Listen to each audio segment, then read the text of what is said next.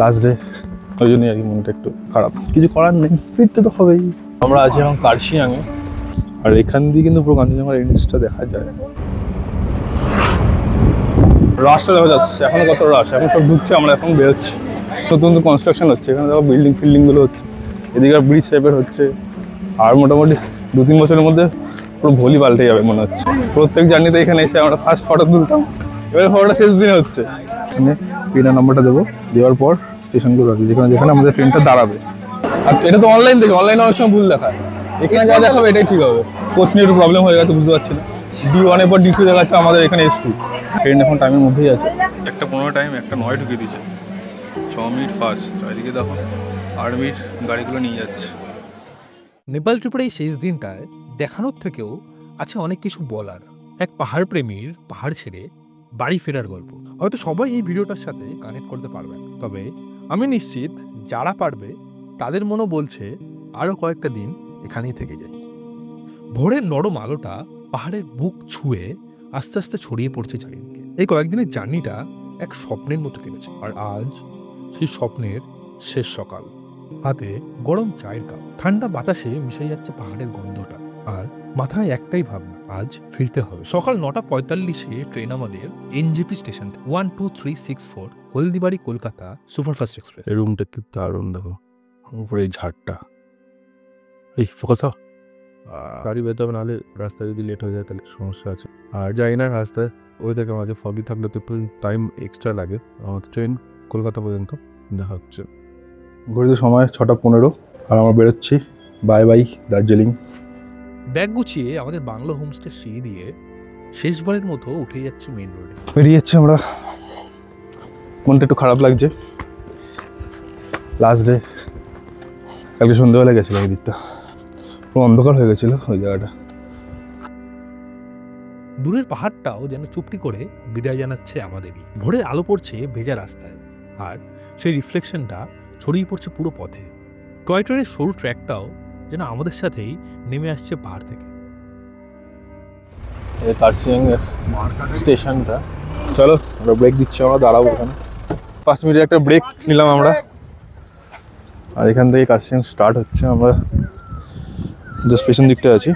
রাস্তা নামতে নামতে পৌঁছে গেলাম কার্শিয়াং শহরের খুব কাছে।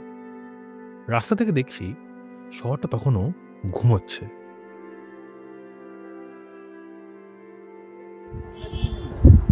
আর এখান দিয়ে কিন্তু পুরো কাঞ্চনজঙ্ঘার এন্ডসটা দেখা যায়। আজকে মেঘলা আছে, আর এইদিকে শহরটা দেখা যাচ্ছে। আর রাস্তাটা পুরো চকচক করছে। টুরিস্টরা এখন ঢুকছে, সকালবেলা জেনারেলি সব টুরিস্টরা ঢোকে। আর ব্যাপারটা হলো, আমি ফার্স্ট টাইম সকালবেলা ফিরছি, মানে সকালের ট্রেনে কোনোদিন ফিরিনি পাহাড়ের ট্রিপে বা NJP থেকে কখনো। এটা আলাদা এক্সপিরিয়েন্স হচ্ছে, নতুন এক্সপিরিয়েন্স হচ্ছে। আর জার্নিটা যত শেষের দিকে এগোচ্ছে মনে হচ্ছে এই পাহাড় আমাদের অনেক কিছু দিয়ে গেল।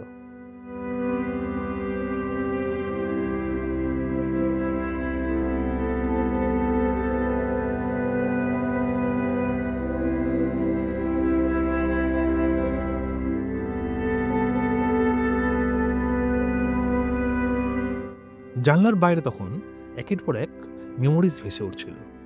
থাকুম ভ্যালির সেই দুর্যোগপূর্ণ সকাল, ভাইসের মেঘিমোড়া অফরোড ট্রেইল, ইয়াক লজে কাটানো সেই -3 ডিগ্রির রাত, চান্দু এবং সান্দাপু থেকে দেখা সেই লর্ড কাঞ্চনজঙ্ঘা। সবকিছুই যেন চোখের সামনে ঘুরে ফিরে আসছে। 8টা, আমরা কিন্তু সমতলে নেমে এসেছি, আর 1 ঘন্টার মধ্যে আমরা NJP পৌঁছে যাবো। এসে পৌঁছলাম আমরা NJP স্টেশনে, হয়তো সময় এখন 8:45। শেষমেশ পৌঁছে গেলাম নিউ জলপাইগুড়ি স্টেশনে। প্রত্যেকবার আমরা এখান থেকেই দোকানগুলো থেকে আমরা খাবার দাবার নিয়ে নিই। এবারে যেহেতু আমরা সকালবেলা ফিরছি, তো আমরা এখান থেকে নেবো না। ফুড অন ট্র্যাক যে অ্যাপটা আছে, সেখান থেকে আমরা দেখি যে স্টেশনে খাবার ডেলিভারি পাবো, সেখান থেকে নিয়ে নেবো। নাহলে এখান থেকে দেখি জোম্যাটো সুইগি কিছু অ্যাভেলেবল থাকে, নিয়ে নেবো। আর যখনই আসছি দেখছি নতুন নতুন কনস্ট্রাকশন হচ্ছে, এখানে দেখো বিল্ডিংগুলো হচ্ছে, এদিকে আর ব্রিজ টাইপের হচ্ছে। আর মোটামুটি 2-3 বছরের মধ্যে পুরো ভলি পাল্টে যাবে মনে হচ্ছে। প্রত্যেক জার্নিতে এখানে এসে আমরা ফার্স্ট ফটো তুলতাম, তো এবারে ফটোটা কি শেষের দিনে হবে? এবারে ফটোটা শেষ দিনে হচ্ছে। স্টেশনের কোলাহল, অ্যানাউন্সমেন্টের আওয়াজ আর ব্যাগ ভর্তি মেমোরিজ সব একসাথে একটা অন্যরকম অনুভূতি সৃষ্টি করছিল। আগেবার যখন ডিসেম্বরে আসলাম, এত কাজ কিন্তু হচ্ছিল না, এবার অনেক কাজ হচ্ছে। আমাদের train 12364 Haldibari Kolkata express on টাইমই আছে, ছেড়ে দিয়েছি অলরেডি। ফুড অর্ডার করছি, ফুড অন ট্র্যাক বলে একটা অ্যাপ্লিকেশন আছে। এখানে যখন আমি আমার পিএনআর নাম্বারটা দেবো, দেওয়ার পর স্টেশনগুলো আছে যেখানে যেখানে আমাদের ট্রেনটা দাঁড়াবে, মালদা টাউনে আমাদের 1:15 ঢুকবে। চলে আর ঢোকার পরে এই যে আমাদের এখানে পুরো লিস্টগুলো দেখাবে কোন কোন রেস্টুরেন্ট এখান থেকে অ্যাভেলেবেল আছে। তারপরে সেখান থেকে যেমন আমরা ভাবছি ডমিনোস পিজা করবো, পিজা করে তারপরে এখান থেকে চুজ করে অ্যাড করে তারপরে অর্ডার করলেই চলে আসবে। এখানে S2 D2 নয়, এখানে কি দেখাচ্ছে আমাদের তো কোথায়? আমাদের S2, তাহলে D2টা ওইদিকে হবে। কিন্তু এখানে দেখো S2 এর আগে বা পরে দেখো S1 আছে, কিন্তু এখানে দেখো এখানে ওইটা ভুল দেখাচ্ছে, ওটা S1 হবে। ভুল দেখাচ্ছে না ভাই, এখানে যা দেখো তাই ঠিক হবে। আর এটা তো অনলাইন দেখো, অনলাইনে অনেক সময় ভুল দেখায়, এখানে যা দেখাবে এটাই ঠিক হবে। কোচ নিয়ে একটু প্রবলেম হয়ে গেছে, বুঝতে পারছি না। D1 এর পর D2 দেখাচ্ছে, আমাদের এখানে S2। হ্যাঁ ওটা দেখাচ্ছে, বোঝাও যাচ্ছে না, ভুলভাল হয়ে যাচ্ছে। ঠিক আছে 15 মিনিট টাইম থাকবে, তাড়াহুড়ো করে লাভ নেই। মনে হচ্ছিল সত্যি প্রতিটা জার্নির শুরুটা কত আনন্দের, আর শেষটা ততটাই শান্ত, ততটাই মন খারাপের। সময় এখন 10:15, আমরা উঠে গেছি ট্রেনে। সাইড আপার সাইড লোয়ার আছে, মইনাক আমাদের পেছনে, মানে ট্রেন এখন টাইমের মধ্যেই আছে। ট্রাভেল মানে শুধু নতুন জায়গা দেখানো, ট্রাভেল মানে নিজেকে খুঁজে পাওয়া, নতুন কিছু অনুভব করা। মন খারাপ তো হচ্ছিলই, কিন্তু মনে হচ্ছিল না ফিরলে হয়তো আবার আসা হবে না। সময় এখন 1:10, আমরা মোটামুটি টাইমেই আছে। 1:15 টাইম, 1:09 ঢুকিয়ে দিয়েছে, 6 মিনিট ফাস্ট। এদিকে দেখো আর্মির গাড়িগুলো নিয়ে যাচ্ছে। ফুড অন ট্র্যাক অ্যাপ থেকে যে পিজাগুলো অর্ডার করেছিলাম টাইমলি ডেলিভার করে দিল আমাদের সিটেই। যাত্রার শেষে এই ছোট্ট আরামটাই যেন সব কষ্ট ভুলিয়ে দিল। জানলার পাশেই বসে রইলাম, বাইরে সবুজ মাঠ, ছোট গ্রাম, দূরে ওই হরিজন্টাল লাইন। শেষ দিনে মন খারাপটা থাক, কারণ সেটাই মনে করিয়ে দেয় এই জার্নিটা রিয়েল ছিল। অবশেষে 7:45 পৌঁছলাম কলকাতা স্টেশনে। অফবিট নেপাল সিরিজ এখানেই শেষ, কিন্তু এটাই শেষ নয়। পাহাড়ের ডাক তো এখনো বাকি, আর সেই ডাকের উত্তর দিতে আমরা আবারও ফিরব খুব শিগগিরই।